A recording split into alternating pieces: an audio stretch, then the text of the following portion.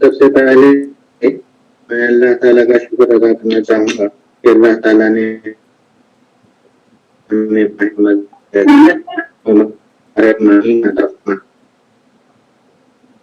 اللہ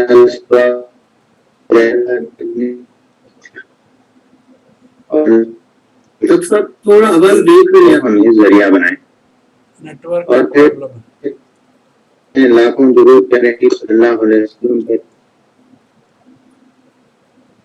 لاکھوں درود ہو پیارے حبیب صلی اللہ علیہ وسلم پر. بسم اللہ الرحمن الرحیم رب اشرح لی صدری ویسر لی امری واحلل عقدۃ من لسانی یفقہوا قولی. آخری میں ملک پیٹ کے انہوں نے اس عنوان پر کچھ اشارے خیال کرنے کا موقع عنایت فرمایا ہے. جس ٹاپک پر جس عنوان پر مجھے کرنے کا حکم دیا گیا ہے وہ بھی یعنی اس کے احتیاطی تدابیر کیا ہیں اور اس کا کیا علاج ہے. یہ 3 پرسپیکٹیوز ہیں جس کے اوپر مجھے اشارے خیال کرنا ہے. سب سے پہلے میں اگر کہوں کہ کورونا ہے کیا تو میں سمجھتا ہوں کہ کوئی بھی ہم میں سے ایسا نہیں ہوگا جو کورونا یا کووڈ کو نہیں جانتا. یہ انفارمیشن اور ٹیکنالوجی کے اس دور میں کووڈ کے تعلق سے اتنا انفارمیشن آلریڈی لوگوں تک پہنچ چکا ہے کہ میں کہوں تو غلط نہیں ہوگا کہ صحیح انفارمیشن بھی پہنچا ہے بلکہ اوور ایجوکیٹ ہو چکے ہیں لوگ. کچھ ایسپیکٹس میں تو غلط فہمیاں غلط چیزیں بھی اتنی پھیل گئی ہیں کہ وہ اچھائیوں پر بھی حاوی ہو چکی ہیں. لیکن مختصر انداز سے میں برش اپ کرتے ہوئے کچھ چیزیں آپ کے سامنے رکھوں کہ یہ جو کورونا وائرس ہے وہ کوئی نیا وائرس نہیں ہے. کورونا وائرس ایک پرانا وائرس ہے لیکن اس کے جینیٹک مٹیریل میں کچھ چینجز آئے ہیں. نتیجہ یہ ہوا کہ وہ نوول کورونا وائرس بن گیا. کورونا وائرس ٹائپ 2 یہ نیا قسم کا وائرس بن گیا. یہ وائرسز کے اندر ایک خاص خوبی ہوتی ہے. وہ خوبی یہ ہے کہ وہ اپنے جینیٹک مٹیریل کو تبدیل کر سکتے ہیں. اس کو بولتے ہیں میوٹیشنز. آپ نے پڑھا بھی ہوگا پیپرز میں اور پورے دوسرے آرٹیکلز میں کہ میوٹیشنز یہ ایک ایسا لفظ ہے، یہ ایک ایسا پروسیس ہے جس کے ذریعے سے وائرسز اپنے جینیٹک مٹیریل میں چینجز لاتے ہیں. اور جینیٹک مٹیریل میں جیسے چینجز آ جاتے ہیں ان وائرسز کے اینٹیجینک سٹرکچر میں اور ان وائرسز کے اندر کچھ عجیب تبدیلیاں آ جاتی ہیں. جب وہ تبدیلیاں آ جاتی ہیں تو اس سے پہلے جو دوائیں جو ویکسینز وہ وائرسز کو کنٹرول کرنے میں کام آتی تھیں وہ پوری کی پوری ضائع ہو جاتی ہیں کیونکہ وہ ایک نئی شکل اختیار کرنے لگتا ہے اور ایک نئے طریقے سے انسان کے اندر بیماری پیدا کرنا شروع کر دیتا ہے. اور یہ جو سیکنڈ ویو جو پوری دنیا اس کو وٹنس کر رہی ہے، جو جس ویو سے گزر رہی ہے، یہ سیکنڈ ویو کا ایک مین ریزن یہ میوٹیشن ہی ہے. یہ میوٹیشن کے ذریعے سے نئے نئے اسٹرینس آ چکے ہیں جس میں سے انگلینڈ میں ایک اسٹرین آیا، برازیل میں ایک اسٹرین آیا، امریکہ کا اسٹرین آیا اور اسی طریقے سے انڈیا میں بھی ایک اسٹرین آیا جس کو انڈین اسٹرین کہا جاتا ہے. خصوصیت سے اس کو بنگال اسٹرین ڈبل میوٹیشن کے نتیجے میں یہ پیدا ہوا اور اس کا نمبر بھی دیا گیا B.1.167. تو یہ میوٹیشنز کی وجہ سے پھر سے وہ اپنے آپ کو رینیو کرتا ہے، اپنے اینٹیجینک سٹرکچر کو بدلتا ہے اور ایک نئی شکل سے انسان کے اندر پھر سے بیماری پیدا کرنے کی قوت اور صلاحیت اپنے اندر پیدا کرتا ہے اور اس کے ذریعے سے پھر بیماری پیدا کرنے لگتا ہے. تو یہ کورونا وائرس آرڈنری وائرس تھا، اس میں میوٹیشنز کے ذریعے سے کورونا ٹائپ 2 وائرس یعنی نوول کورونا وائرس بنا اور پھر اس کے اندر فردر میوٹیشنز کی وجہ سے کئی نئے اسٹرینز آئے اور ایک اسٹرین کے بدلے میں ایک اسٹرین کے نتیجے میں ایک پورے دنیا میں پینڈیمک کی شکل وہ اختیار کرتا جا رہا ہے.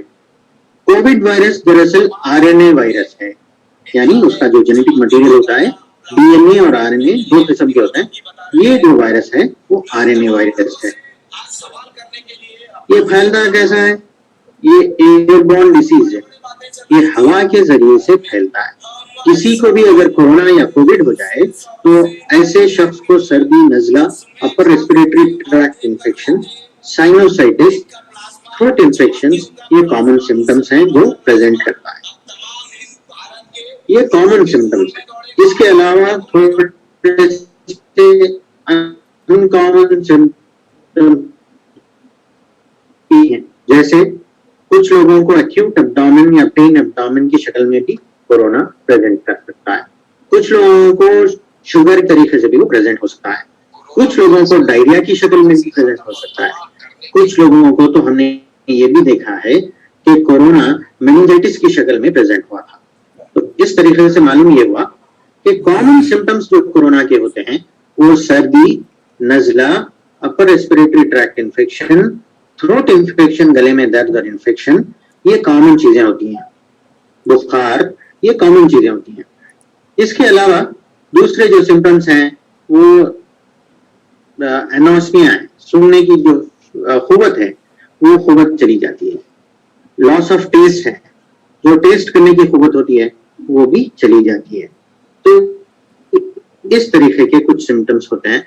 और फिर अनकॉमन सिम्टम्स जैसे मैंने बताया है, पेट में दर्द, डायरिया और मेनिंजाइटिस, ऐसे कई किस्म के, डायबिटीज, अनकंट्रोल्ड डायबिटीज, ऐसे कई किस्म के सिम्टम्स हो सकते हैं. ये एयरबॉर्न डिसीज है. जब पेशेंट को हो जाए, वो खांसे, छींके या थूके, तो ये सारे सिक्रीशंस में कोरोना वायरस होता है और वो इन चीजों के जरिए से दूसरों तक पहुंचता है. इतना ही नहीं, बल्कि जो कंटामिनेटेड यूटेंसिल्स हैं, जो बर्तन हैं, जो कंटामिनेटेड टवेल है, कंटामिनेटेड जो कपड़े होते हैं, बेडशीट है, इसके जरिए से भी कोरोना दूसरों तक फैलने का चांस होता है. और ये सारी चीजों को फोमाइट्स कहते हैं, यानी वो चीजें जो वायरसेस से कंटामिनेट हो जाए. पेशेंट्स जो इस्तेमाल करे और फिर उसके जरिए से अगर वो कंटामिनेट हो जाए तो उसको फोमाइट्स कहते हैं. ये फोमाइट्स के जरिए से भी फैलता है. उतना ही नहीं, बल्कि सिक्रीशंस के जरिए से भी फैलता है. जैसे मैंने कहा है, थूक के जरिए से फैलता है. उसी तरीके से स्टूल्स यानी मोशन के जरिए से भी वो कोरोना फैलने के एविडेंसेस हैं. और फिर अगर हिस्ट्री में जाएं तो वुहान करके एक मुकाम है चाइना में, वहां पर शुरू हुआ था. कहा जाता है कि ये जानवरों में से बैट्स के अंदर पहले था, आर्मेडिलो और कुछ और जानवरों के अंदर ये था, और फिर वो धीरे धीरे इंसानों के अंदर आ गया. और जब इंसान के अंदर आ गया तो ये बहुत ही ड्रेडेड बीमारी की शक्ल में ये जो है प्रेजेंट हुआ. ये पूरी दुनिया में फैल गया और एक साथ गैर मामूली नंबर में अगर कोई बीमारी जो है आने लगे तो उसको कहते हैं पैंडेमिक. पूरे पैन वर्ल्ड में, पूरी दुनिया में एपिडेमिक की शक्ल, जितने एक्सपेक्टेड नंबर्स थे उससे कहीं ज्यादा नंबर्स में अगर ये आ जाए तो उसको पैंडेमिक कहते हैं. और वो पैंडेमिक की शक्ल में ये पूरी दुनिया में छा गया. फर्स्ट वेव में इंडिया का जो नंबर था, रैंकिंग था, वो पूरी दुनिया में 3rd नंबर पर था. कसरत केसेस के कसरत से जो रिकॉर्डिंग हुआ तो वो 3rd नंबर पर था. लेकिन अफसोस की बात है कि ये 2nd वेव में इंडिया 3rd नंबर से और भी आगे बढ़कर 2nd पोजीशन हासिल कर लिया है. कुछ म्यूटेशंस के ताल्लुक से भी मैं आपके सामने बात रख चुका हूँ और उसी के नतीजे में नए नए स्ट्रेन्स, नए नए वेराइटीज वायरसेस के आ चुके हैं और वो पूरी दुनिया में फैलते हुए पैंडेमिक की शक्ल इख्तियार करते जा रहे हैं. आइए हम अगले पर्सपेक्टिव या फिर अगले एस्पेक्ट की तरफ बढ़ते हैं. हमको क्या प्रिकॉशंस लेना चाहिए, हम किस तरीके से इन वायरसेस के से बच सकते हैं. सिंपल सी जो एक एब्रिविएशन है SMS करके, वो सोशल डिस्टेंसिंग है. दूसरा M से मास्क, फिर तीसरा S से सैनिटाइजर. सोशल डिस्टेंस यानी मिनिमम 2-3 फीट का डिस्टेंस रखें ताकि अगर कोई किसी वजह से बात भी कर रहे हैं या छींक रहे हैं तो ड्रॉपलेट जो डिस्टेंस तक पहुंचता है वो यूजुअली 1 یا 1.5 فٹ کا کہا جاتا ہے. تو اگر 2 سے 3 فٹ کے ڈسٹینس اگر مینٹین کریں گے تو بہت ممکن ہے کہ یہ ڈراپلیٹ انفیکشن ایک سے دوسروں تک پھیلنے نہیں پاتا اور اپنے آپ کو ہم بچا سکتے ہیں. اسی کانسیپٹ پر سوشل ڈسٹینس یعنی فزیکل ڈسٹینس کی بات کہی گئی ہے. دوسری چیز جو بہت ہی امپورٹنٹ ہے وہ ماسک کی ہے, کیونکہ اگر ڈراپلیٹ انفیکشن فضا میں ہو تو جب ہم انہیل کرنے لگے تو تب جا کر وہ ہمارے باڈی کے اندر داخل ہوتا ہے اور پھر وہ انفیکشن پھیلنے کے باڈی کے اندر پورے چانسز ہوتے ہیں. لہذا اپنے ناک اور منہ کو اچھی طرح ماسک لگا کر کور کر لیں تاکہ یہ ڈراپلیٹس اگر فضا میں ہوں تب بھی ہم اس سے بچ سکیں. ماسک کیسا ہو, کس قسم کا ہو, اسے کیسے پہنے, کتنے گھنٹوں تک پہنے, ماسک پہننے سے نقصانات ہے کیا, یہ کئی ایسے قسم کے سوالات ہیں جو عام طور پہ لوگ پوچھتے رہتے ہیں. ماسک اگر ہو تو 2 قسم کے ہوتے ہیں. بیسیکلی انڈسٹریل پولوشن سے بچنے کے ماسک الگ ہوتے ہیں اور پھر وائرسز اور دوسرے آرگینزم سے بچنے کے ماسک الگ ہوتے ہیں. اور انڈسٹریل پولوشن سے بچنے والے جو ماسک ہوتے ہیں وہ ماسک کے مائکرو پورس بڑے ہوتے ہیں, لیکن وائرسز اور بیکٹیریا سے بچنے کے جو ماسک ہوتے ہیں وہ FF3 کر کے ماسک آتے ہیں, N95 ماسک ہوتا ہے, اور وہ ماسک اگر ہم لگائیں تو ہم وائرسز کی فلٹریشن میں وہ مدد کرتا ہے اور وہ وائرسز کو فلٹر کر دیتا ہے, اور جو سانس ہم لیتے ہیں اور جو ایئر ہمارے لنگس میں داخل ہوتی ہے وہ وائرس فری ہوتی ہے. تو یہ N95 ماسک ہو وہ اس طریقے کا ماسک ہو کہ جہاں جب لگائیں تو آس پاس سے کوئی گیپ نہ ہو. اگر وہ گیپ رہے گی تو ماسک لگانے کا کوئی مقصد باقی نہیں رہتا. اور کئی بار ہم دیکھتے ہیں کہ جب باہر لوگ ماسک لگاتے ہیں تو وہ یا تو گلے میں چھولتا رہتا ہے یا پھر ماسک جا کر وہ ٹھوڑی پر اٹکا ہوا رہتا ہے. تو یہ طریقے کا ماسک لگانا کوئی معنی نہیں رکھتا. اور پھر کچھ لوگوں کو ہم نے یہ بھی دیکھا ہے کہ تھوڑی دیر ماسک لگا دیتے ہیں, پھر 5 منٹ کے لیے نکال دیتے ہیں, پھر 5 منٹ سے لگا لیے پھر نکال دی. تو یہ کوئی صحیح طریقہ نہیں ہوتا. اگر اس طریقے سے ماسک لگائیں گے تو ہم اپنے آپ کو پوری طریقے سے وائرس سے, بیکٹیریا سے, جرم سے نہیں بچا پائیں گے. یہ کچھ چیزیں تھیں جو ماسک کے استعمال کے تعلق سے تھیں. یہ پریکاشنز ہم کو لینا ہوگا. اگر ہم کو اب ہم پہلا ویو بھی دیکھ چکے ہیں, دوسرا ویو بھی دیکھ چکے ہیں, اور یہ دوسرا ویو بھی بلکہ اپنے پیک تک, انتہا تک پہنچ رہا ہے. اس کے باوجود بھی ہم اپنے آپ کو بچانے کی کوئی تدبیر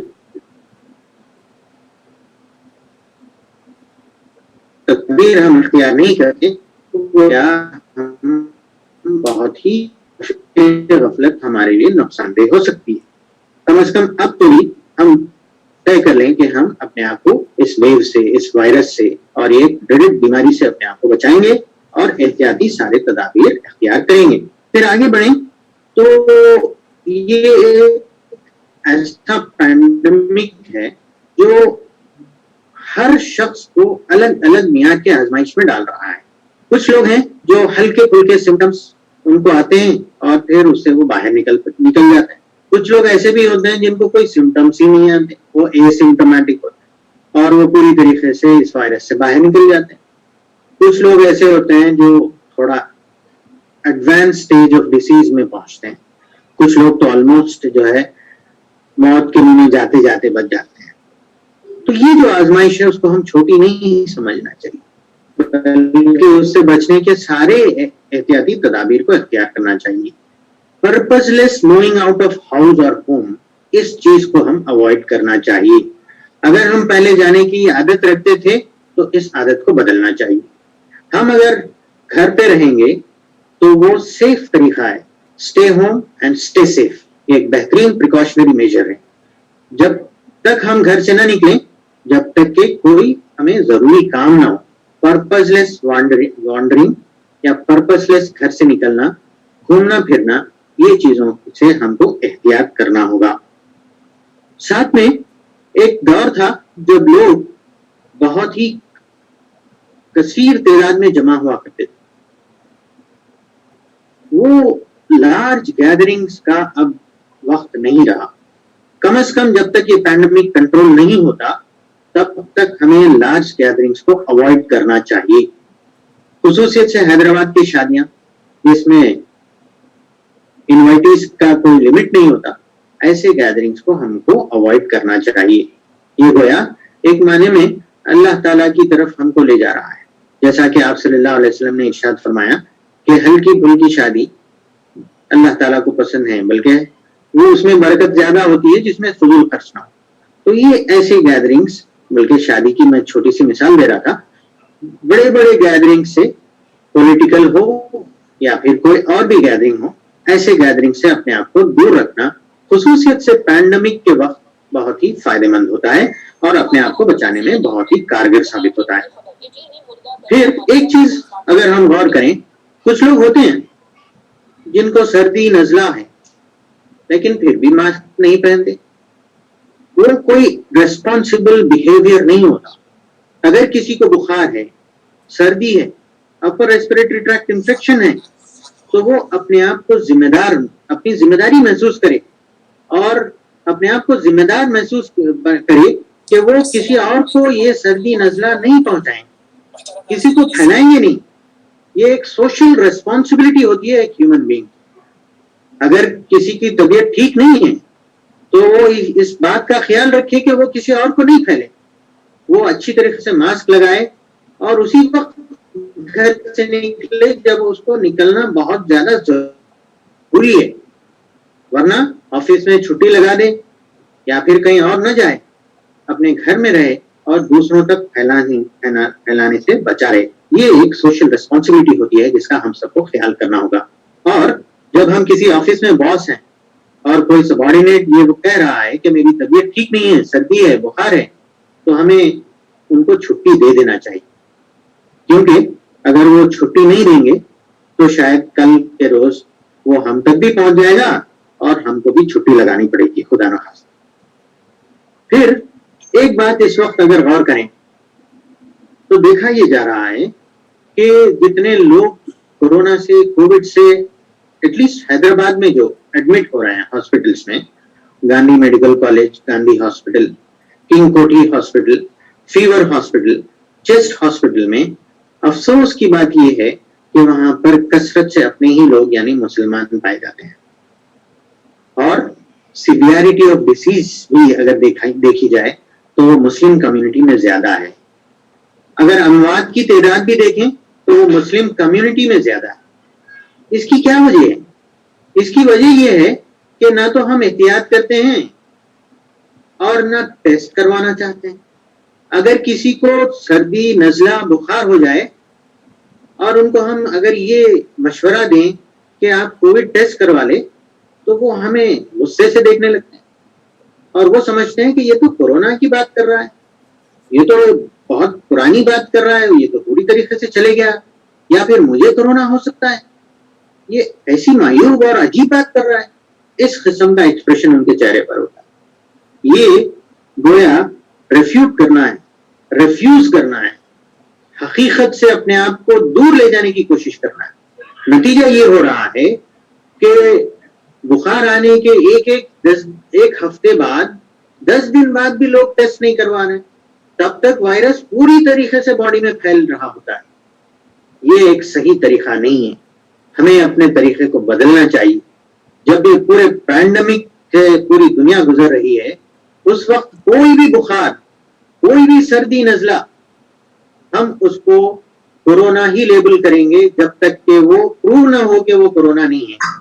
Until otherwise proved that it is not corona, till then it will be labeled as corona itself. یہ پرنسپل ہوتا ہے. اس چیز کو نظر میں رکھتے ہوئے early diagnosis would help us to start treatment early. جلدی اگر ہم ڈائگنوز کریں گے تو جلدی اس کا ٹریٹمنٹ, اس کے علاج کے تعلق سے سوچ سکیں گے. یہ ایک بہت ہی کی پوائنٹ ہے ڈیزیز کو پوری ایڈوانس سٹیج میں جانے سے روکنے کے لیے, اور پھر اس کے ذریعے سے اموات اور پھر سیکویلز کو, کمپلیکیشنز کو سے بچنے کا یہ بہترین طریقہ ہوتا ہے. ارلی ڈائگنوسس, جب سردی ہو جائے, بخار آ جائے تو لبرلی ہم کو ٹیسٹ کروانا چاہیے اور ٹیسٹ کروا کے دیکھنا چاہیے کہ کہیں ہم کو وہ وائرس کا کورونا تو نہیں ہو گیا. اگر ہو گیا ہے تو فوری اس کا علاج اسپیسیفک جو بھی ہمیں دستیاب ہے وہ علاج کرنے کی ہمیں سوچنا چاہیے. وہ ایک بہترین پریکاشنری یہ بھی میجر ہے. اور پھر جب اگر کسی کو پتا چل جائے کہ اگر ان کے پاس ان کو کورونا ہو چکا ہے تو اس کو لائٹ نہ لے, بلکہ جو بھی علاج اس وقت اسٹینڈرڈ ٹریٹمنٹ ہے. میں تو سمجھتا ہوں کہ کورونا کا علاج اس وقت پہلے اسپیشلسٹ کے کنٹرول میں تھا, اب وہ MBBS, اب تو وہ کویکس کے ہاتھوں میں بھی چلے گیا. یہاں تک کہ کویکس RMP ڈاکٹرز بھی کورونا کا ٹریٹمنٹ کرنے لگے ہیں. تو جب یہ اتنا عام ہو چکا ہے, ایک معنی میں اچھی چیز ہے کہ سب لوگ ٹریٹمنٹ کا طریقہ سیکھ چکے ہیں اور ٹریٹمنٹ میں لگے ہوئے ہیں. لہٰذا ٹریٹمنٹ کی طرف ہمیں دھیان دینا چاہیے, اس کو ٹالنا نہیں چاہیے. پھر ٹریٹمنٹ کے جو ڈفرینٹ اسٹیجز ہیں اس کا بھی میں ذکر کروں گا, لیکن اس کے علاوہ اور ایک بھی بہترین پریکاشنری میجر ہے جو ہمارے ذہنوں سے اور نظروں سے ابھی تک بھی اوجھل ہے, جس پر ہم ابھی بھی غور نہیں کر رہے ہیں, وہ ہے ویکسینیشن. ایک بہترین طریقہ ہے کوئی بھی بیماری, کوئی بھی انفیکشن یا پھر کوئی بھی ڈیزیز سے بچنے کا. ویکسین اس وقت کورونا کے لیے کچھ نہ کچھ شکل میں ابھی بھی موجود ہے, دستیاب ہے. اگر ہم دیکھیں تو الگ الگ کنٹریز میں الگ الگ کمپنیز الگ الگ ٹیکنالوجی اور بیسس پر ویکسین اس وقت بناتے ہیں. امریکہ میں اگر دیکھیں تو فائزر ایک لیڈنگ کمپنی ہے اور ماڈرنا کے ویکسین جو ہے بنا رہا ہے, وہ جینیٹک ریکمبینیشن ٹیکنالوجی کے ذریعے سے mRNA بیسڈ ویکسین ہے. اور اس وقت اگر دیکھا جائے تو پوری دنیا میں 3 ایسے ویکسینز ہیں جو سب سے زیادہ فائدہ مند اور سب سے زیادہ افیکٹو مانے جاتے ہیں. اس میں سب سے پہلے اگر دیکھا جائے تو وہ فائزر کا ماڈرنا ویکسین ہے. پھر دوسرا جو ویکسین ہے وہ چائنا کا سائنو ویک اور سائنو فوم ہے. یہ چائنا میں یہی ویکسین کا نتیجہ ہے کہ جہاں سے کورونا کووڈ کی بگننگ ہوئی تھی, آج اس مقام پر پوری طریقے سے کورونا پر کنٹرول حاصل ہو چکا ہے. اور چائنا پوری دنیا میں اس وقت سائنو فوم اور سائنو ویک ویکسین کو ایکسپورٹ کر رہا ہے. یہ ویکسین. پھر تیسرا جو ویکسین ہے بہت افیکٹو مانا جاتا ہے وہ رشیا کا اسپوٹنک ویکسین ہے. یہ اسپوٹنک ویکسین بھی ماشاءاللہ بہت ہی بہترین جو ہے کام کر رہا ہے. یہ 3 ویکسینز ہیں. یہ ویکسینز اب تک بھی انڈیا میں امپورٹ کرنے کی کوئی اجازت شروع ہو چکا ہے. یہ فارن ویکسینز کو امپورٹ کرنے کا بہت جلد انشاءاللہ یہ سارے ویکسینز انڈیا میں بھی دستیاب ہوں گے. پھر جب انڈیا کا معاملہ آ جائے تو یہاں پر 2 ویکسینز بہت ہی جو ہے کامنلی اویلیبل ہیں. ایک ویکسین ہے کوویشیلڈ, دوسرا ویکسین ہے کوویکسین. یہ دونوں ویکسینز اس وقت انڈیا میں اویلیبل ہیں. اس پر بہت زیادہ کنفیوژن, بہت زیادہ بحث, بہت زیادہ ڈیبیٹس چھڑے ہوئے ہیں. کئی لوگ جو ہے اس سے انکار بھی کر رہے ہیں, لیکن میں کہوں گا ابتدا میں یہ ڈر تھا کہ یہ ویکسین جان لیوا ہے, لائف تھریٹننگ کچھ نہ کچھ سائیڈ ایفیکٹس ہیں. لیکن اس وقت یہ پوری طریقے سے پروو ہو چکا ہے کہ کوئی بھی لائف تھریٹننگ کمپلیکیشنز الحمدللہ یہ دونوں ویکسین سے نہیں ہیں. لیکن اس کا کتنا فائدہ ہے وہ چیز ابھی تک بھی ایویلویشن میں فیز 2 اسٹڈیز میں کیا جا رہا ہے. اور جب یہ فیز 2 اسٹڈیز مکمل ہو جائیں گے تو ہم کو اس کی کتنی جو ہے کتنا فائدہ ہوگا وہ پوری طریقے سے ہم تک پہنچ جائے گا. لیکن میں بتا دوں جو افیشیل ویب سائٹس گورنمنٹ کے بتاتے ہیں یہ انڈین میڈ ویکسینز کا جو فائدہ جو بتایا گیا ہے وہ 62% کا فائدہ بتایا جا رہا ہے. اب ایسے دور میں جبکہ پوری دنیا میں ہر طرف بیماری, ہر طرف انفیکشن, ایڈوانس ڈیزیز اور اموات کی کثرت ہو, اور اس وقت اگر کوئی کہے کہ 62% پروٹیکشن مل رہا ہے تو میں تو کہوں گا اس کو لینے میں عقل مندی ہوگی. جبکہ کوئی لائف تھریٹننگ اس سے کوئی کمپلیکیشن نہیں ہو تو اس کا جو بھی فائدہ ہو اس کو حاصل کرنے کی کوشش کرنا چاہیے. اور یہ بھی بات بتائی گئی ہے کہ اس ویکسین لینے والوں کے اندر کوئی سیویئر فارم آف ڈیزیز نہیں ہوگا. یہ سارے ایویلویشنز میں ابھی بھی جاری ہیں. ہو سکتا ہے کہ آئندہ چل کے اس پر اور بھی روشنی آئے گی, لیکن تب تک عقل مندی یہ لگ رہی ہے کہ ہم کو ویکسین لے لینا چاہیے.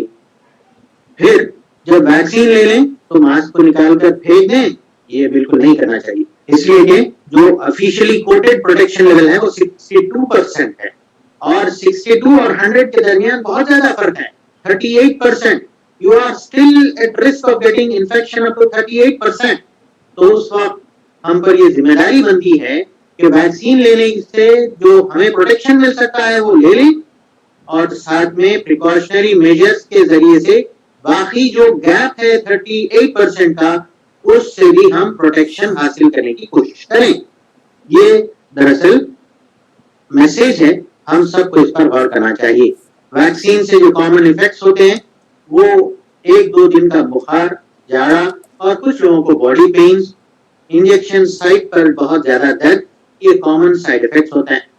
بہت کم یہ دیکھا جاتا ہے کہ سانس لینے میں تنگی یا پھر کچھ لوگوں کو ڈائریا بھی ہوتا ہے، لیکن عموماً بہت لائٹ تھریٹننگ یا پھر بہت ہی ایڈوانس ڈیزیز تو ویکسین سے اس اب تک کوئی بھی جگہ پر رپورٹ نہیں کیا گیا ہے. تو یہ ایک بہترین موقع ہے کہ ہم اس ویکسین کو جو دستیاب ہے اس کا فائدہ اٹھائیں اور ہم کوشش کریں کہ اپنے آپ کی حفاظت کر لیں.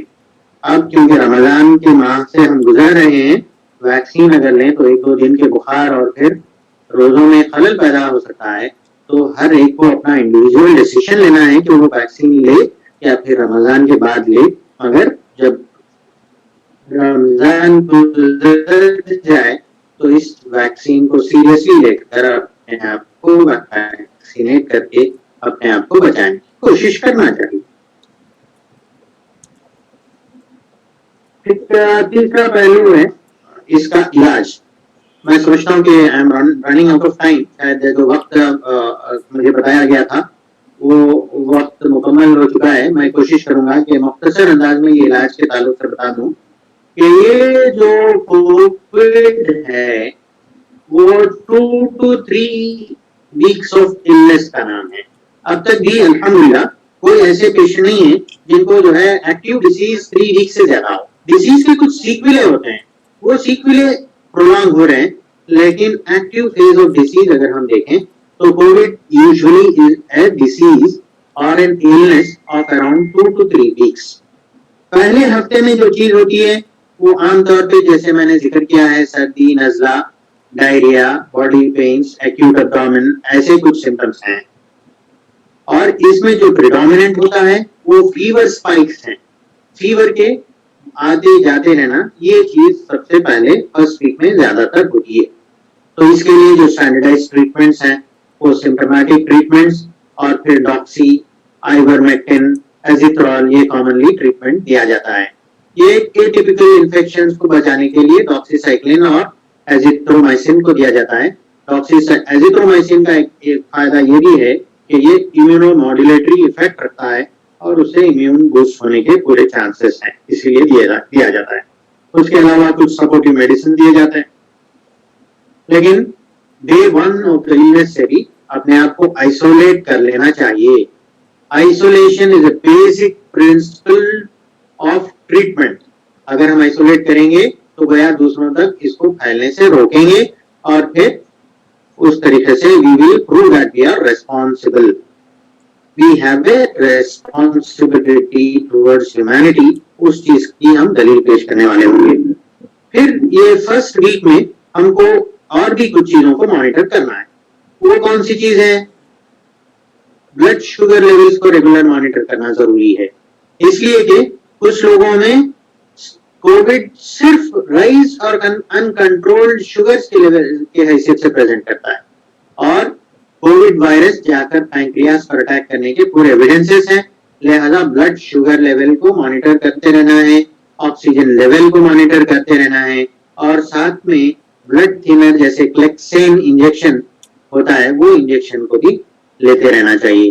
Apart from antibiotics, supportive measures, we need to take regular monitoring of oxygen, blood glucose levels. Oxygen levels کم ہو رہے ہیں تو آکسیجن ہم کو لینا ہوگا. بلڈ گلوکوز لیولز اگر بڑھ رہے ہیں تو ہم کو بلڈ گلوکوز کو کنٹرول کرنے کے لیے گلوکوز کنٹرول کے جو انسولین اسکیل ہے اس کے حساب سے کچھ انسولین کے ڈوسز بھی لینے پڑیں گے. ساتھ میں ہم کو چاہیے کہ ہم بلڈ کو وسکوسٹی اور پھر خون کے جم جانے کو اوائڈ کرنے کے لیے تھرومبس یا ایمبولزم فینومینن کو اوائڈ کرنے کے لیے ہم کو بلڈ تھنرز یا پھر خون کو پتلا کرنے والے انجیکشن کلیکسین یا پھر ایلیکوس کر کے اورل ٹیبلٹ آتی ہے, یہ ٹیبلٹس کا ہم کو استعمال کرنا چاہیے. This is about the first week of the disease. اور پھر سیکنڈ ویک میں جو سب سے امپورٹنٹ ہوتا ہے وہ ہائپوکسیا ہوتا ہے, آکسیجن سیچوریشن کے کم ہونے کا ہے. اس وقت تقریباً فیور اسپائکس کم ہو چکے ہوتے ہیں, ڈائریا کم ہو چکا ہوتا ہے, اور پھر اپر ریسپریٹری ٹریکٹ انفیکشن بھی یوزلی کم ہو چکے ہوتے ہیں, اور باڈی پینس بھی تقریباً کم ہو چکے ہوتے ہیں. اس میں سیکنڈ ویک میں جو سب سے امپورٹنٹ چیز ہے وہ آکسیجن لیول کا مانیٹرنگ ہے, ڈی سیچوریشن ہے اور ہائپوکسیا ہے. اس چیز کو ہم ریگولر مانیٹر کرتے رہیں. 95 پلس اگر ہے, 95 اور 95 پلس اگر ہے تو کوئی فکر کی بات نہیں ہوگی. 90 to 95 اگر ہو تو ہم کو آکسیجن لینا پڑے گا. 90 سے اگر کم ہو رہا ہے کسی قدر تو پریفریبلی ہم کو ہاسپٹلائز ہونا, انسٹیٹیوشنل کیئر ہونا بہت زیادہ ضروری ہوتا ہے اور بہت زیادہ امپورٹنٹ ہوتا ہے. آکسیجن کے ساتھ ہم کو بلڈ شوگر لیولز کو بھی مانیٹر کرنا ہوگا. بلڈ کے کلوٹنگ کو سے بچنے کے لیے کلیکسین اور ایلیکوس جیسے دوائیں بھی کنٹینیو کرنے ہوں گے. اور پھر سیکنڈ ویک میں ایک اور بھی امپورٹنٹ چیز ہوتی ہے, وہ یہ ہوتی ہے کہ وائرس کا جو اثر ہوتا ہے, وائرس ہیز گاٹ یہ اتنا پاورفل وائرس ہے کہ بہت جلد انسان کو کمزور کر دیتا ہے. پوسٹ وائرل, پوسٹ کووڈ, یہاں تک کہ کچھ لوگ امیونو کمپرومائز بھی دیکھے جاتے ہیں. تو سیکنڈ ویک میں اگر کسی نیمونیا کے وجہ سے یا پھر سیچوریشن کم ہو رہے ہیں تو ہم کو اسٹیرائڈ کی بھی ضرورت پڑتی ہے. تو وائرس خود پاورفل ہوتا ہے, اسٹیرائڈ بھی جو ہے امیونٹی کو کم کرتا ہے. اس کی وجہ سے امیونو کمپرومائز یا پھر امیونٹی کے کم ہونے کے چانسز ہوتے ہیں. تو ایسے سچویشن میں ہم کو چاہیے کہ ہم اپنے نیوٹریشن پر, اپنے ہائیڈریشن پر اور پھر اپنے جو بھی جو ہے اسٹرینتھننگ ڈائٹ جو ہوتا ہے وہ ساری چیزوں پر بھی دھیان دینا پڑے گا. سیکنڈ ویک میں ایک اور چیز ہوگی جو ہم کو دھیان دینے کی ہوگی, وہ ہے سیکنڈری انفیکشنز کی. کسی وجہ سے سیکنڈ ویک میں فیور اسپائکس آتے ہیں تو وہ انڈیکیشن ہوتا ہے سیکنڈری انفیکشنز کا.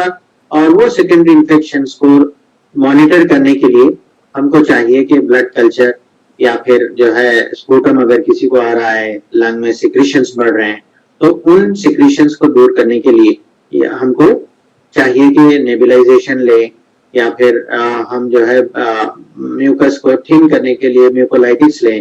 اس طریقے کی دوائیں based on the necessity doctor کے ایڈوائس سے ہم اگر لیں گے تو بہت ہی مناسب ہوگا. تھرڈ ویک جو ہوتا ہے وہ عام طور پہ وہ سیکولے کا ویک ہوتا ہے. اگر کسی وجہ سے کسی کو کوماربیڈیٹیز جیسے ڈائبٹیز, ہائپر ٹینشن, کارڈیاک النس یا پھر پرولونگڈ النس جیسے ٹیوبرکلوسس یا پھر کچھ کینسر یا ایسے کچھ امراض ہیں جو انسان کو آلریڈی کمزور کر چکے ہوں گے, تو ایسے افراد کے اندر کچھ سیکولے کمزوریاں ہونے کے چانسز ہوتے ہیں. تو اس کو بولتے ہیں سیکولے. اگر لنگ بہت زیادہ افیکٹ ہو جائے, لنگ میں کسی قدر کنسولیڈیشن ہو جائے یا پھر فائبروسس ہو جائے تو ایسے لوگوں کو وہ ساری چیزوں کو دور کرنے کے لیے شاید تھوڑا ٹائم لگے گا. ایسے لوگوں کے لیے کچھ ان کو آکسیجن ڈیپینڈنٹ رہنا پڑے گا ریگولر طور پر مانیٹرنگ میں, اور پھر ریگولر ڈاکٹر کے ایڈوائس کے مطابق کچھ دوائیں لینی ہوں گی. تو یہ موٹے موٹے انداز میں کچھ چیزیں تھیں جو میں ٹریٹمنٹ پرسپیکٹو کے لحاظ سے آپ کے سامنے رکھا تھا. میں سمجھتا ہوں کہ شاید جو بھی وقت مجھے دیا گیا ہے, میری یہ کوشش رہی ہے کہ زیادہ سے زیادہ چیزیں میں آپ کے سامنے رکھوں, اور مجھے یہ بات کا بھی احساس ہے کہ جتنی بھی چیزیں میں نے بتائی ہیں اس کے علاوہ بھی بہت سارا ریسرچ ہے, بہت ساری چیزیں ہیں بتانے کی, لیکن وقت کی تنگی کی وجہ سے میں سمجھتا ہوں کہ اتنی چیزیں میں آپ کے سامنے رکھ سکوں گا. اور کچھ ڈاؤٹس اگر ہوں اور پھر آرگنائزرز کی اجازت سے اگر کچھ ڈاؤٹس ہوں اور کچھ کلیریفیکیشن اگر دینی ہو تو اس کے لیے بھی جو ہے کچھ اگر لے سکتے ہیں ڈاؤٹس تو انشاءاللہ ہم کوشش کریں گے اس کو کلیریفائی کریں. السلام علیکم ڈاکٹر صاحب. ایک سوال یہ ہے کہ جو ابھی سچویشن ہے جو بار بار سوشل میڈیا میں بھی آتا ہے اخبار میں بھی آتا ہے کہ ہاسپٹل میں بیڈس فل ہیں, تو کیونکہ آپ گاندھی سے وابستہ ہیں تو اس ضمن میں سوال کر رہا تھا کہ کیا واقعی سچویشن ایسا ہے, کیونکہ ہم بلیٹن گورنمنٹ کا جو ڈیلی نکلتا ہے وہ پڑھتے ہیں تو ویکینٹ بتاتا ہے, ایون وینٹیلیٹر اور بائی پاس بیڈس بھی کافی ویکینٹ ڈیلی ہم کو نظر آتے ہیں, تو اصل سچویشن گراؤنڈ سچویشن کیا ہے یہ بتائیے. ہمارے پاس یہ دیکھا گیا ہے کہ پرائیویٹ کی طرف ہی ہم جاتے ہیں اور وہاں بیڈ نہیں ہونے کا شکایت کرتے ہیں, گورنمنٹ کی طرف زیادہ رجحان مسلم کمیونٹی کا نہیں دیکھا جاتا. اس وقت سچویشن یہ ہے کہ پینڈیمک دراصل ایپیڈیمک اسے کہتے ہیں جس میں مور دین ایکسپیکٹڈ نمبر آف پیشنٹس آنے لگتے ہیں. تو یہ پینڈیمک کا ایک فیچر ہوتا ہے کہ it is a sudden out break of case, suddenly cases میں اضافہ ہو جاتا ہے تو اسی کو ایپیڈیمک بولتے ہیں اور اسی کو پینڈیمک بولتے ہیں اگر پوری دنیا کی سطح پر. تو کوئی بھی پینڈیمک میں جو اویلیبل ہیلتھ ریسورسز ہوتے ہیں وہ ناکافی ہوتے ہیں. ایک پینڈیمک کی ایک خصوصیت ہوتی ہے, تو اور وہی جو ہے پینڈیمک کے جب وہ پیک پر ہوتا ہے تو ریسورسز کی تنگی کا احساس سب کو. اس وقت حشر یہ ہے کہ حیدرآباد کے تقریباً ہاسپٹلس میں بیڈس فل ہیں, اور اسی طریقے سے کیونکہ میں گاندھی میں کام کرتا ہوں تو وہاں پر بھی ایسی ہی صورتحال ہے. اس وقت گاندھی کے میں تقریباً بیڈس فل ہیں, اور جتنے بھی فرسٹ ویو سے کمپیئر کریں تو سیکنڈ ویو میں دیکھا یہ جا رہا ہے کہ بہت ہی کمپلیکیٹڈ ایڈوانسڈ ڈیسیز میں لوگ ملوث ہو رہے ہیں. جو فرسٹ ویو میں جتنا ایڈوانس ڈیسیز نہیں ہوا کرتا اتنے لوگوں میں, اس سے بھی زیادہ تعداد میں لوگ ایڈوانس ڈیسیز میں ملوث ہو رہے ہیں. نتیجہ یہ ہو رہا ہے کہ لوگ ادھر ادھر جا کر ایڈمٹ ہو جا رہے ہیں. پورے پرائیویٹ ہاسپٹلس میں بیڈس فل ہیں, پورے پرائیویٹ ہاسپٹلس کے آئی سی یوز فل ہیں. جہاں کہیں ہاسپٹلس میں نئے نئے آئی سی یوز اسٹیبلش کر سکتے ہیں وہ سب اسٹیبلش کرنے کے باوجود بھی تنگی محسوس ہو رہی ہے. گاندھی ہاسپٹل کا کوئی وینٹیلیٹر اس وقت خالی نہیں ہے, وہاں کا کوئی بھی این آئی وی سسٹم خالی وہاں پر نہیں ہے. آپ کو حیرت ہوگی کہ وہاں پر اس وقت کوئی بھی آکسیجن بیڈ بھی خالی نہیں.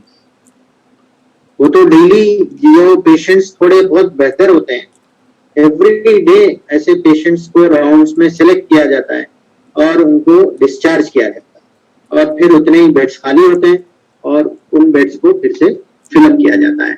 یہ سچویشن نہ صرف گاندھی ہاسپٹل کی بلکہ تقریباً پرائیویٹ ہاسپٹلس کا وہی حال ہے. اللہ تعالیٰ اس پریشانی, اس وبا سے اور اس آزمائش سے سب کی حفاظت فرمائے. السلام علیکم. ایک اور سوال تھا, حکومت کی جانب سے امیونٹی بوسٹرز پر کوئی توجہ نہیں دی جا رہی ہے, تو آپ کیا کہیں گے عوام کے لیے, کیونکہ ویکسین تو دستیاب نہیں ہے, بڑی مشکل ہے ویکسین ہر ایک کو پہنچانے کے لیے, تو امیونٹی بوسٹرز قوت مدافعت بڑھانے کی چیزیں کیا استعمال کرنا چاہیے؟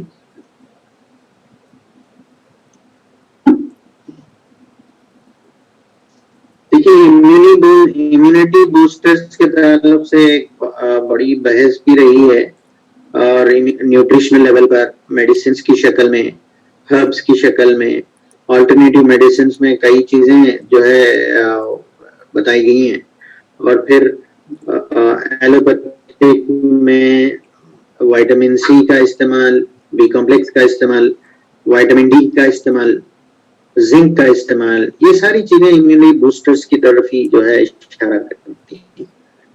جہاں پر ٹریٹمنٹ کی بات ہوتی ہے تو یہ ساری چیزوں کی طرف دھیان دیا بھی جاتا ہے, ایسا نہیں ہے کہ اس کو اگنور کیا جا رہا ہے. لیکن چاہے آپ کتنا بھی امیونٹی بوسٹرز کو لیں, کیونکہ وائرس بہت زیادہ ویرولنٹ ہے, یہ ساری چیزوں سے بوسٹ کیا ہوا امیون سسٹم بھی وائرس کے سامنے یوزلی کمزور پڑ جاتا ہے. ہماری گھر سے سیادہ محسوس ہوگی. ایک سوال یہ ہے کہ بعض لوگوں کی ذہنوں میں کی ہے کہ گورنمنٹ ہاسپٹل میں اگر جاتے ہیں تو موت کے لیے اپنے آپ کو ڈھکیل دینا ہے. وہاں پر صحیح طرح سے ٹریٹمنٹ نہیں ہوتا ہے اور وہاں دیکھ بھال صحیح طریقے سے ہوتا نہیں ہے اور وہاں پر ایک سازش کا شکار اس وقت بنے ہوئے پوری دنیا کے لوگ. اور ایک وبا یہ ہے کہ یہ وائرل کو جو ہے ہوا میں چھوڑا گیا خاص طور پہ, جس کی وجہ سے لوگ متاثر ہو رہے ہیں. اس کی اصلیت کیا اگر آپ کو جانتے ہیں تو بتائیں. دیکھیے گورنمنٹ ہاسپٹل کا صرف کووڈ کے تعلق سے نہیں ہے. گورنمنٹ ہاسپٹل کا جو ریپوٹیشن ہوتا ہے کہ وہاں پر جائے تو اموات زیادہ ہوتے ہیں یا پھر وہاں پر صحیح علاج نہیں ہوتا, یہ جو امپریشن ہے وہ تو میں تو سمجھتا ہوں کہ جب سے گورنمنٹ ہاسپٹل شروع ہوئے ہیں ابتدا سے ہی تھے ہوں گے. اس کی کئی وجوہات ہیں. اس کی وجوہات یہ ہیں کہ عام طور پہ گورنمنٹ ہاسپٹل کو ایسے ہی لوگ پہنچتے ہیں جو بہت ایڈوانس ڈیزیز کے شکار ہیں, جن کے بچنے کی کوئی بہت زیادہ امکان نہیں ہوتا. ویسے لوگوں کو پرائیویٹ ہاسپٹل سے ڈسچارج کر کے بھیج دیا جاتا ہے. تو وہ کیونکہ گورنمنٹ ہاسپٹل میں تو ریجیکٹ کرنے کا کوئی موقع نہیں ہوتا. کوئی بھی پیشنٹ کسی بھی سٹیج میں کیوں نہ ہو, وہ آتا ہے تو ان کو ایڈمٹ کر لیا جاتا ہے کیونکہ آلریڈی ان کا ڈیزیز بہت ہی ایڈوانس سٹیج میں ہوتا ہے. تو وہاں پر ان کے بچنے کی یا پھر بچانے کی جو کوشش کی جاتی ہے. اس کے باوجود بھی اگر وہ نہیں بچیں تو پھر تو وہ کولیپس ہو جاتے ہیں. تو یہ صرف کورونا کے تعلق سے نہیں ہے, ایون اس سے پہلے بھی یہی چیز دیکھی جاتی ہے. جب پوری طریقے سے ہوپس ختم ہو جاتے ہیں تو اس وقت پرائیویٹ ہاسپٹل والے اپنی ذمہ داری سمجھتے ہیں کہ وہ گورنمنٹ ہاسپٹل کی طرف پیشنٹ کو روانہ کر دے اور اپنے آپ کو جو ہے جو ڈیتھ ریٹ ہے یا پھر اموات کا جو نمبر ہے اس کو کم کرنے کے لیے وہ پوری جو ہے احتیاط کے ساتھ اس کو سمجھا بجھا کے گورنمنٹ کی طرف بھیج جاتے ہیں. اور وہ گورنمنٹ ہاسپٹل میں وہ لینڈ اپ ہوتا ہے تو وہاں پر کیونکہ آلریڈی ایڈوانس ڈیزیز ہوتا ہے, بچنے کی ویسے بھی جو ہے پورے ہوپس ختم ہو چکے ہوتے ہیں, تو وہ جو ہے کولیپس بھی ہو جاتے ہیں. تو یہ صرف کورونا کے تعلق سے نہیں ہے, سارے اس سے پہلے کے بھی ڈیزیز کے تعلق سے گورنمنٹ کے ہاسپٹل کا ریپوٹیشن اسی طریقے سے ہوتا ہے. پھر گورنمنٹ ہاسپٹل میں تھوڑے لیمیٹیشنز بھی ہوتے ہیں. پرائیویٹ ہاسپٹل میں اگر اپ گریڈ کرنا ہو تو وہاں کا بورڈ بیٹھ کر فوری ڈیسائیڈ بھی کرتا ہے, خرچ بھی کرتا ہے اور زیادہ سے زیادہ فیسلٹیز کو بھی ایکوائر کرتا ہے. گورنمنٹ ہاسپٹلس میں لیمیٹیشنز ہوتے ہیں. وہاں پر جو بھی خرچ گورنمنٹ کرتی ہے usually it is only 12% of the medical expenditure that usually the state incurs. صرف 12% جو میڈیکل یا پھر ہیلتھ کے اوپر جو خرچہ کرنا چاہیے گورنمنٹ کو وہ صرف 12% گورنمنٹ سینکشن کرتی ہے. نتیجہ یہ ہوتا ہے کہ وہاں کے فیسلٹیز بہت ہی کمزور ہوں گے. جب بجٹ ہی الاٹ نہیں ہوتا, جب فیسلٹیز جو ہے نہیں ہوتے تو ظاہر ہے اس کے ڈیفیشنسیز کا اثر لوگوں کے اس پر پڑتا ہے. لیکن لوگوں کو اتنا احساس بھی نہیں ہوتا کہ اس کو ڈیمانڈ کرے اور وہ چیز بجٹ کو بڑھا لے. یہ سارے بہت سارے فیچر ریزنس ہیں, سمجھیے وہ ایک الگ ڈسکشن ہوگا, کووڈ سے ہٹ کر چلے جائے گا تو ہم کوشش کریں گے کہ کووڈ کو ہم جو ہے اپنے آپ کو کنفائن کر دیتے ہیں. ہواؤں میں جو شرائط کرے گی ذکر نہیں کیا آپ کی آواز بہت زیادہ ڈسٹرب ہے. ہواؤں میں اس کو چھوڑا گیا خاص طور پر چائنا کی طرف سے, اس کو بھی بہت زیادہ وہ کیا گیا تو کیا یہ ضروری صحیح ہے؟ ہواؤں میں لوگوں سازش کا شکار ہے. یہ سارے ڈبیٹس ہیں ابھی تک بھی, لیکن اس کے کنکلوزیو کوئی ایویڈنسز اس وقت تک ہم کو نہیں ملتے. اب سوشل میڈیا کی بدولت جو بھی اپنا خیال اظہار کرنا چاہتا ہے وہ بڑی تیزی سے اظہار بھی کر دیتا ہے, پھیلا بھی دیتا ہے, تو وہ کنفیوژن بھی بن جاتا ہے. لیکن کوئی بھی اگر بات کرے تو کوئی ایویڈنس کے اوپر بیس بات کریں تو مناسب ہوتا ہے. یہ بہت ساری چیزیں افواہیں ہیں, ابھی بھی ڈبیٹس ہیں جس کے کوئی ایویڈنسز نہیں. تو ہم ان بیس لیس ڈسکشنس میں جس کا کوئی ایویڈنس نہیں ہے ہم کو اس میں حصہ بھی نہیں لینا چاہیے, اس میں پارٹیسپیٹ بھی نہیں ہونا چاہیے. डॉक्टर साहब, ये प्रोलॉन्ग यूज ऑफ मास्क, जैसे अगर आदमी जॉब पे होता है तो 8 आवर्स, तो इसके क्या साइड इफेक्ट्स आप समझते हैं? मास्क पे लगाने की वजह से लोग ये समझते हैं कि पूरा सांस बंद हो जाती है आने में, और फिर दूसरा ख्याल ये है कि मास्क लगाने से जो फेफड़ों के अंदर जो हवा होती है वो हवा मास्क के अंदर रहती है और वही जो है बार बार एक्सचेंज होती रहती है, ये ज्यादा लोगों का ख्याल। लेकिन ऐसा नहीं है। N95 standardised FF3 level mask, उसके माइक्रोपोर्स होते हैं और वो पोर्स सिर्फ वायरसेस, जर्म्स को रोकते हैं, हवा को नहीं रोकते।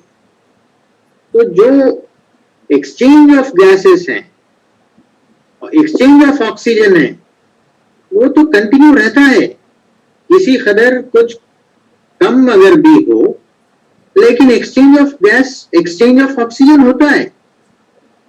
तो हम क्यों ये ख्याल करें कि उसके जरिए से ऑक्सीजन लेवल बॉडी में कम हो जाएगा, उसके जरिए से हाइपोक्सिया का शिकार हो जाएंगे, उसके जरिए से बहुत ज्यादा मेजर साइड इफेक्ट्स रहेंगे, ये ख्याल कायम करना कोई सही बात नहीं होगी। और अगर हम सही मास्क इस्तेमाल करते हैं, रेस्पिरेटर मास्क जिसे कहा जाता है, तो उसमें तो गैसेस एक्सचेंज के लिए स्पेशल वेल्व्स होते हैं, वो वेल्व्स तो फिल्टर भी करते हैं और ज्यादा एयर को पास करने में भी मदद करते हैं।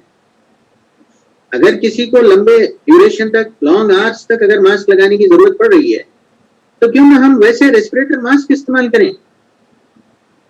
अगर हम ओवरऑल प्रोज एंड कॉन्स को देखें मास्क के इस्तेमाल करने के, मालूम ये होता है कि मास्क के नहीं लगाने से जो मेजर जो कॉम्प्लिकेशंस हो सकते हैं और इतने ड्रेडेड कोरोना जैसे डिसीज का शिकार हो सकते हैं, उससे अगर हम कंपेयर करें तो छोटे मोटे जो मास्क लगाने के साइड इफेक्ट्स हैं उसको तो गोया इग्नोर कर देना चाहिए। सवाल माशाल्लाह बहुत ही खैर हासिल गुफ्तगू की आपने, हम लोगों को इजाफा हुआ। लेकिन एक सवाल ये है कि आयरलैंड के अंदर में नो मास्क नो कोरोना इसके लिए से पूरा शहर के अंदर उनके आइलैंड के एरिया में इसको ऐलान किया उन्होंने, जिनको कहाँ तक दुरुस्त तक उनके पास कोई चीज नहीं है, उसकी हकीकत क्या? देखिए, कुछ कंट्रीज हैं जिन्होंने कोरोना को पूरी इफेक्टिव अंदाज में कंट्रोल किया है। कोरिया में भी देखेंगे तो आपको नंबर ऑफ केसेस बहुत कम है। उसी तरीके से every country has adopted certain different innovative ways of controlling this epidemic. मैं तो कहूंगा सबसे ज्यादा अप्रिशिएबल तो चाइना है, जहां से पूरे पैंडेमिक की शुरुआत हुई, वहां पर कई महीनों तक एक भी नया केस नहीं निकलता। इससे इफेक्टिव कंट्रोल तो कोई दूसरा नहीं हो सकता। तो डिफरेंट कंट्रीज के डिफरेंट स्ट्रैटेजीज हैं, तो वो स्ट्रैटेजीज को इख्तियार उन्होंने किया और उसको कंट्रोल कर दिया, तो उसमें कोई हैरत की बात नहीं होनी चाहिए। डिफरेंट कंट्रीज का अलग अलग स्ट्रैटेजीज हैं, अगर हम उस पर गुफ्तगू करेंगे तो अलग टॉपिक होगा। लेकिन चाइना का जो पर्सनल ट्रैकिंग सिस्टम है वो इतना इफेक्टिव है कि अगर कोई डायग्नोज हो जाता है तो वो कहाँ कहाँ जा रहा है, किन किन लोगों से मिल रहा है, किन को फैला रहा है, क्या कर रहा है, ये सारी चीजें ट्रैक करते हैं और वो लिमिट करते हैं उनके मूवमेंट को और फैलने से। और वो लॉकडाउन जब करते हैं तो ऐसे लॉकडाउन करते हैं कि लोगों को जो अंदर रखते हैं फिर दरवाजों के ऊपर आड़े पट्टियां मार के किसी को बाहर निकलने, उनकी जरूरियात का फिर भी ख्याल किया जाता है। ऐसा नहीं है कि अंदर बंद कर देते हैं तो पूरे फूके मार देते हैं, गवर्नमेंट से वो भी इंतजाम किया जाता है, लेकिन उतना सख्त उनका जो है लॉकडाउन का वो प्रिंसिपल होता है। तो ये कुछ चीजें होती हैं जो उनके पास से सीखने वाली होती है। कोरिया में आप देखेंगे तो टेस्टिंग को उन्होंने इतना आम किया कि सिग्नल पे रेड लाइट जब आती है, जितने लोग वहां पर रुकते हैं, ग्रीन सिग्नल आने से पहले सब लोगों के स्वाब निकाल दिए होते हैं और वो इतने रिपीटेड टेस्ट करके जो भी अफेक्टेड हैं उन सारे लोगों को ट्रीट करता है। تو یہ ساری چیزیں تھیں. ہر کنٹری کا الگ الگ سسٹم ہے سمجھیے, اور وہ سسٹم کے ذریعے سے وہ کنٹرول کر رہے ہیں اور وہ کرنے میں کامیابی حاصل کر رہے ہیں, تو اس میں تعجب اور پھر جو ہے حیرت کی بات نہیں ہونی چاہیے. امید کہ اللہ تعالیٰ ہندوستان میں بھی جو ہے کچھ ایسے میجرز آئیں گے, اللہ تعالیٰ توفیق دے گا اور اس وبا سے ہم سب کو چھٹکارا ملے گا. لیکن اس میں حیرت کی بات نہیں. مودی جی سوالات جہاں ڈاکٹر صاحب کا کافی وقت لے لیے ہیں. جی ڈاکٹر صاحب آپ کنکلوڈ کر دیجیے.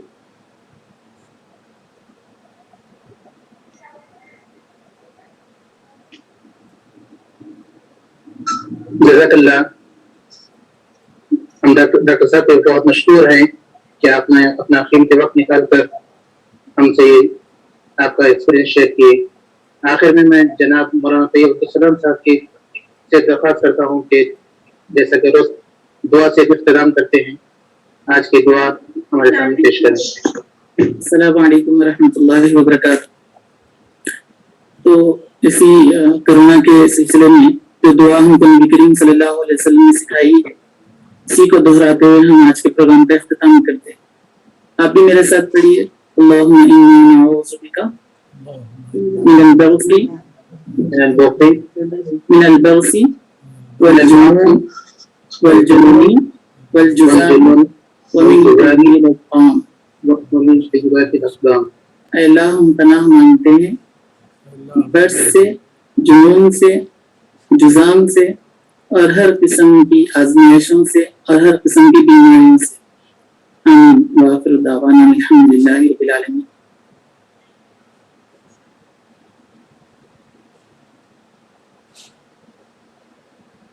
میرے بھائی اختتام کا اعلان کر دیجیے. شکریہ. پروگرام جی آپ تمام کا شکریہ ادا کرتے ہوئے اس پروگرام کے اختتام کا اعلان کرتا ہوں. آپ کا خاص طور پر ڈاکٹر صاحب کا شکریہ ادا کرتے ہیں. جی ڈاکٹر خبیر صدیق صاحب کا خصوصی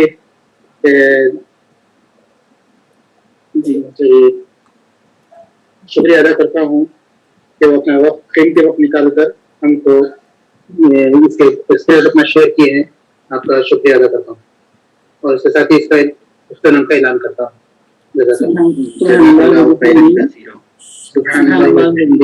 سبحانك اللهم وبحمدك نشهد ان لا اله الا انت نستغفرك ونتوب اليك.